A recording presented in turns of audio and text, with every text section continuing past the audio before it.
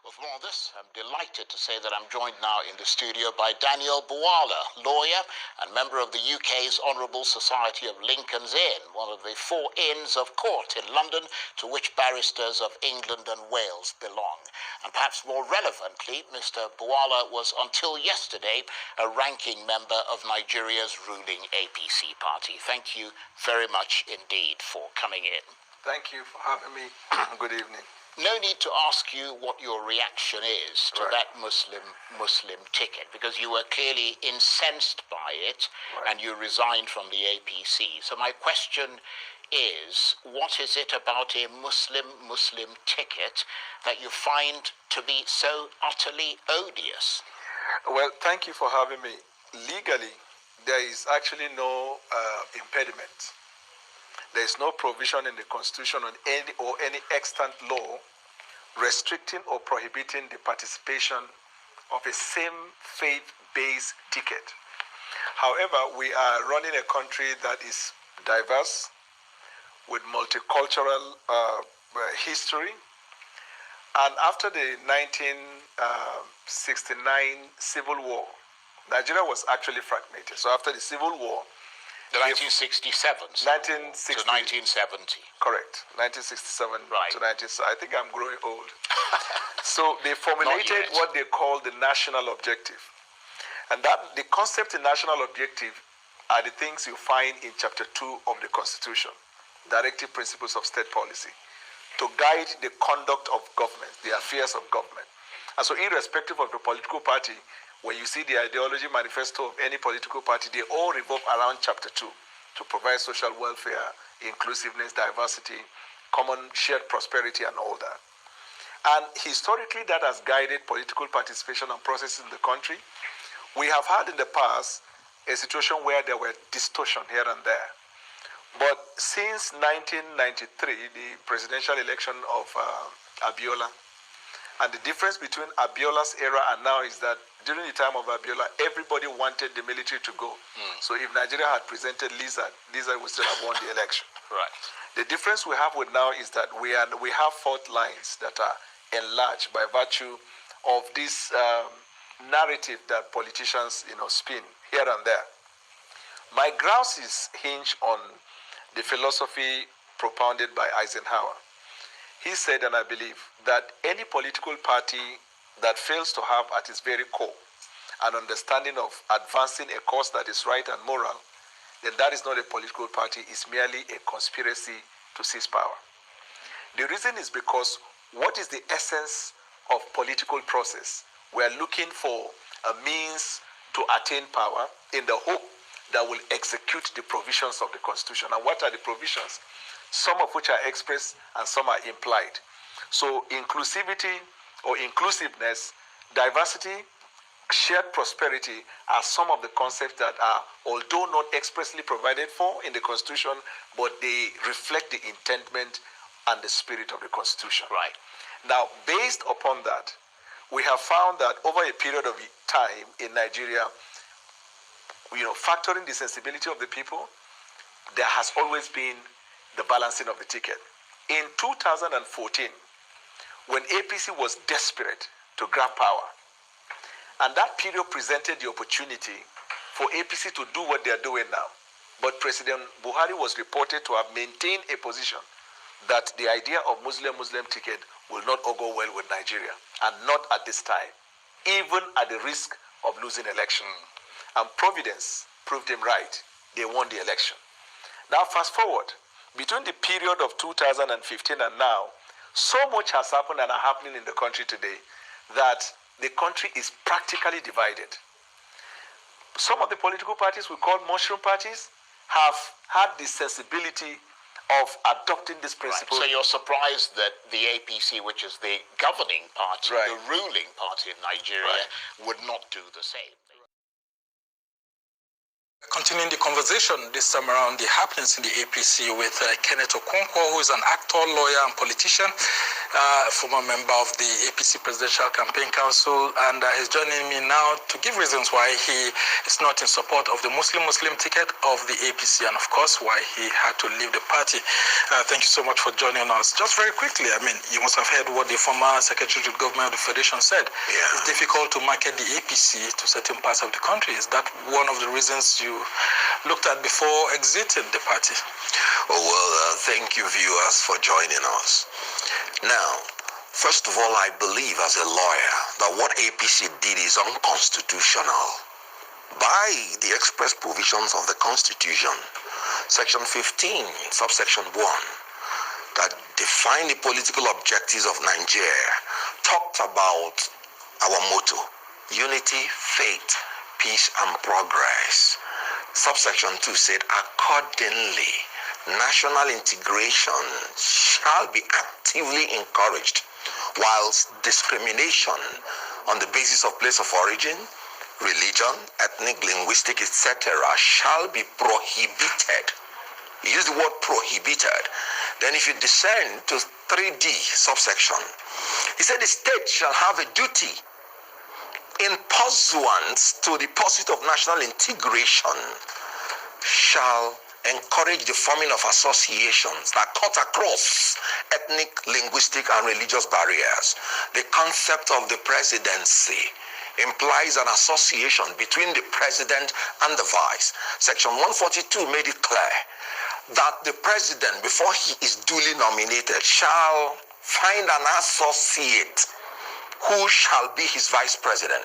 So the concept of the presidency is an association, and the state has a duty to ensure that when you are forming that association, it must cut across religious barriers. Look at subsection 4 of that beautiful section.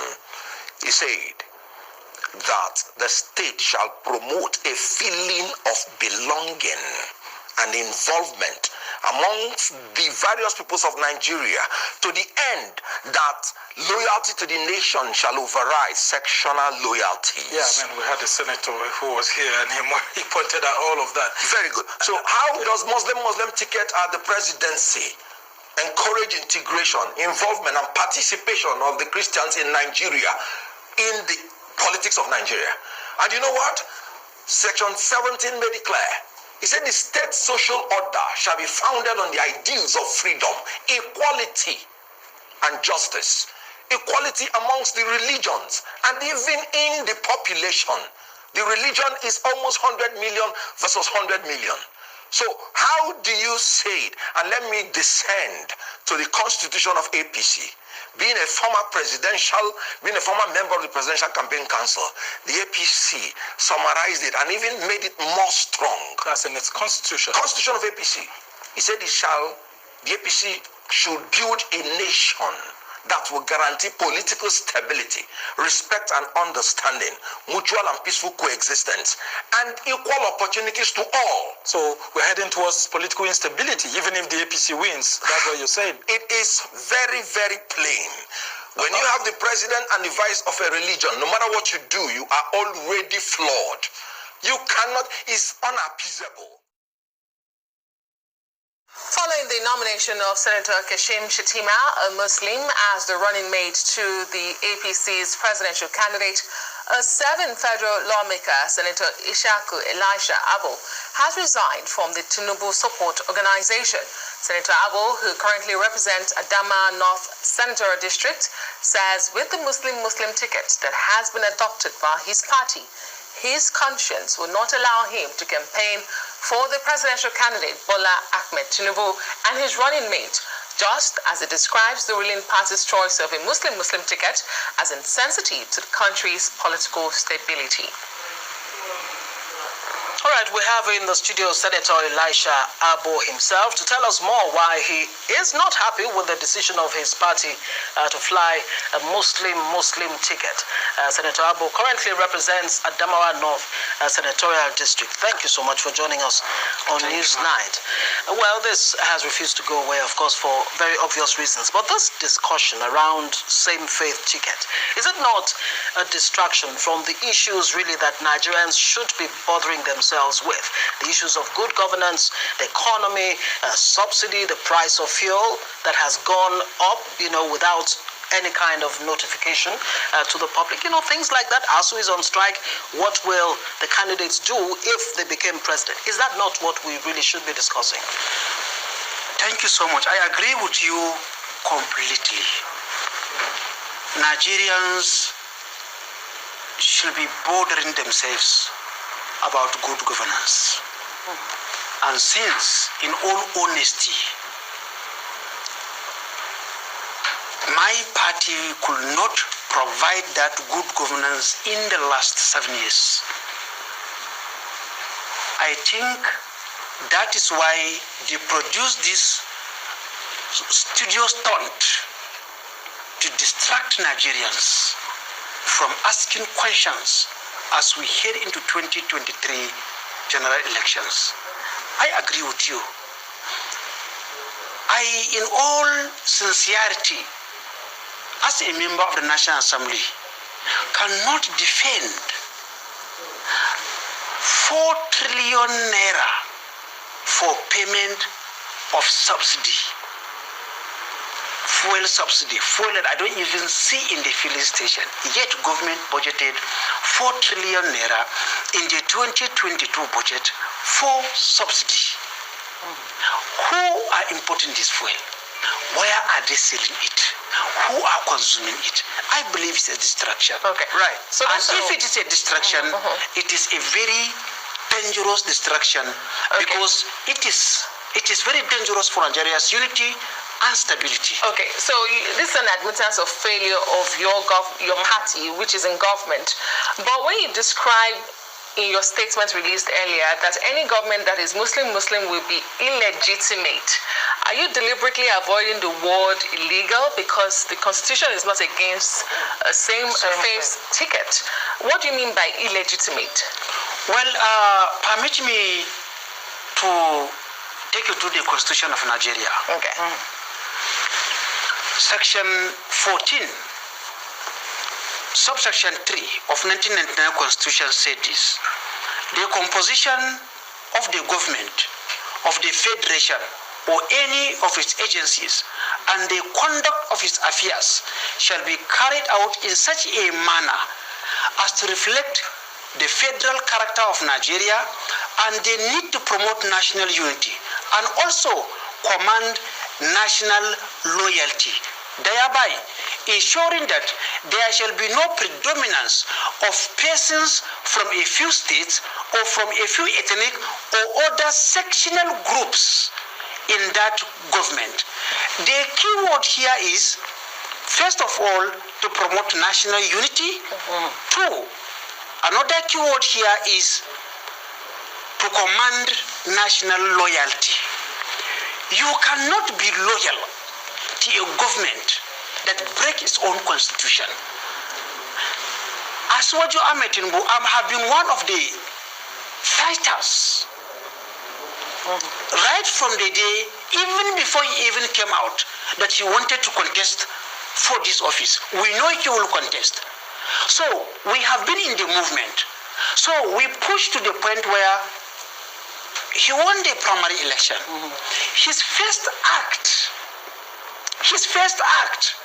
as the candidate of the party is to go against the constitution. Now, how do you command loyalty from people that you threw away? A former secretary to the government of the Federation, Babachir Lawal, yesterday in a long-read 3-pager, told his friend and presidential candidate of the All Progressives Congress, APC, Bola Tinubu, that his decision to settle for a Muslim ticket would have consequences because he has taken sides against Christians. Lawal, who located the grounds for his displeasure in a popular proverb, "Those whom the gods want to destroy, the first make mad," to further underscore the implication of what Tinubu had done, lamented that there were clear indications that sycophants always have greater influence than leaders, adding that Tinubu has been cornered by self-serving, hero-worshipping lapdogs. The Adamawa-born politician said he thought he would be able to avoid commenting on this disastrous error made by Senator Bola Ahmed Tinubu in the choice of a running mate, while calling on President Muhammadu Buhari to invoke his powers as the leader of the party to revoke Shetima's nomination, adding that the former Borno State governor was over-ambitious with a Machiavellian bent to his politics. Well, that was quite the bombshell dropped by a friend. Now, extending that consideration to the Muslim ticket, I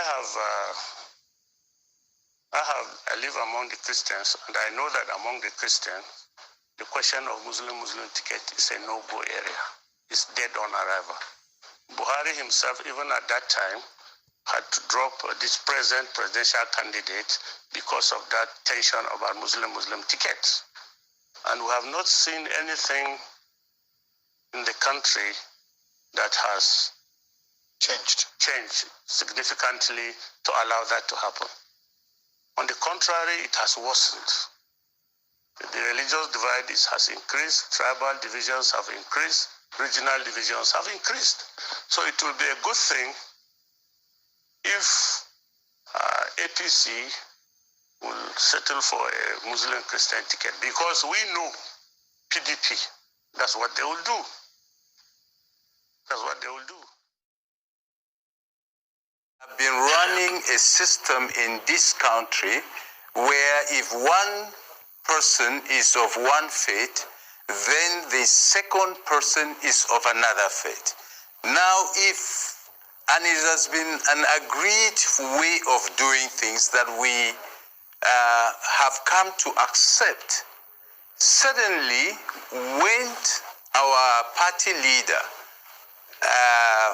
when he started his campaign, he met with certain persons from the north and promised them that he would do a Muslim ticket right from the beginning. So we try to interact through our colleagues, through our friends who are close to him, that if you do so, you will alienate an important section of the country. The faith is important. Two, if you do so, you bring religion to the forefront of politics. It has been under, but now if you insist on a Muslim ticket, religion now becomes part of the ballot. Religion now becomes in the ballot, and that is not healthy for our nation. But it appears he had made up his mind. Professor Shini, yes, it's really deep feelings people are having about this all over the country. Now that the situation, now that he has made his decision, we know what it is. What steps or what will the Christians within the party do? What are the next steps? Well, there are many options. The first option, as you have noticed, nationwide, the Rivers, Delta, the legal, and there are so many, they are leaving our party. Is that healthy for us in the party? We want our party to win, and not people run away from the party. So we are now seeing that. The second option is if we are so aggrieved and they tell us, as when they took Shetima, that he was competent, then our point is, does it mean there's no northern Christian that is competent? And let me play with a name. Dogara has been a speaker of the National Assembly. He was number 3 person in line of succession. Do you mean that person, as a third person, is not competent to be number 2 in this country? That you leave him and pick others? So, if he has decided to make religion on the ballot, it becomes a problem for us. It becomes very difficult for us to sell the party. In 2015, I am one of those who worked so hard for Buhari's emergence, and even went PDP in those days, campaigned that Buhari will bring religion to the forefront and he will neglect us. We try to convince our constituents that Buhari, when he was in the army, this is what he did. Of course, now we can't say the same thing again after 7 years in power.